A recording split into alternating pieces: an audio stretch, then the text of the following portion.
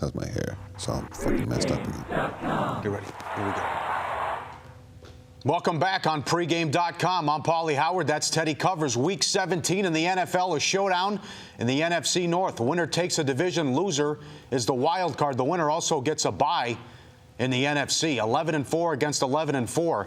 Are the Lions a good team? Yes, and you and I were arguing about this off camera. You said you don't think Detroit's a good team. I do think Detroit's a good team. Certainly, you talk about, and for some reason the highlights are about the Lions' skill position talent.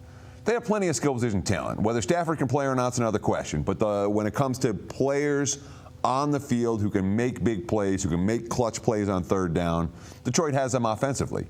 And defensively, their defense has been elite all season long. And this is a bad defense for years and years and years.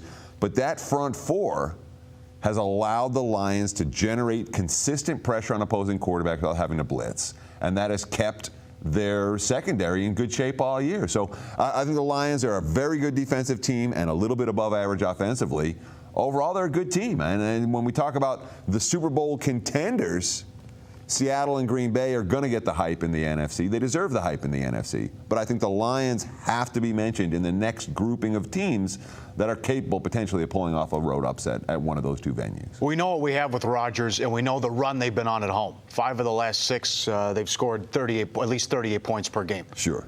Throw out what happened in Detroit. It was 19-7. That was the relaxed game. Rodgers told the fans to take it easy.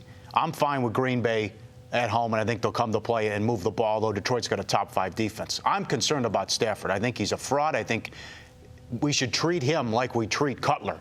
But he's been saved by this defense. There's some good stuff on Twitter, ripping Stafford. But the big one, that's how many wins he has in his career. On the road against teams that finished the season with a winning record. And they haven't won in Lambeau since 91. Yeah, 1991. I mean, everything's against them. Wayne Fontes was the Lions head coach. Beautiful. When Detroit last won at Lambeau Field. And, of course, the quarterback for the Green Bay Packers, no, it wasn't Rodgers. No, it wasn't Brett Favre. We're talking Mike Tomczak was quarterback in Green Bay that day. So, yeah, it's been a while for Detroit since they won at Lambeau. I'm not saying they're going to win this game. I don't think they're going to win this game. In fact, when it comes to making this official, well, let's not get too far ahead of ourselves on this one. But, you know, as you mentioned, Packers 41 points per game at home, but they only scored 7 in that first meeting against Detroit. Yep. And I know that Green Bay is a better offensive team now than they were then. But at the same time, you know, Lions are 14-3 to the under in their last 18 ball games. Green Bay, of course, 6-1 to the over at Lambeau this year. But when you look at how they've done that, they've allowed less than 17 points, or more than 17 points, I should say, only once since the bye week, once since that loss to the Falcons. And remember, they shut down Atlanta in the second half of that game. They did. In London.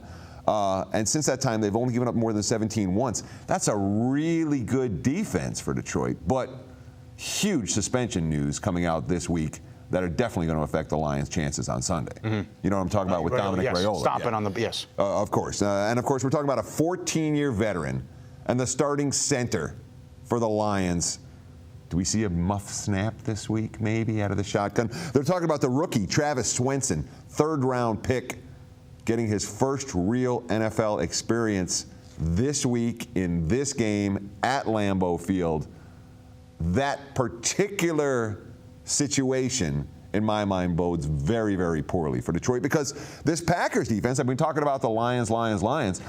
Interesting enough, the Packers' 3 worst defensive performances all year, they all came on national TV. They got lit up by Seattle on opening day. They got lit up in New Orleans in that Sunday night game. Yeah. And they got lit up in the second half by Atlanta in a game that they dominated on Monday Night Football and then kind of took their foot off the gas pedal in the second half.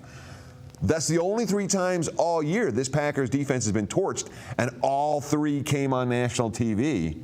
I think Green Bay is the undervalued commodity right now, especially after a sluggish showing at Tampa last week and a sluggish showing in Buffalo the week before.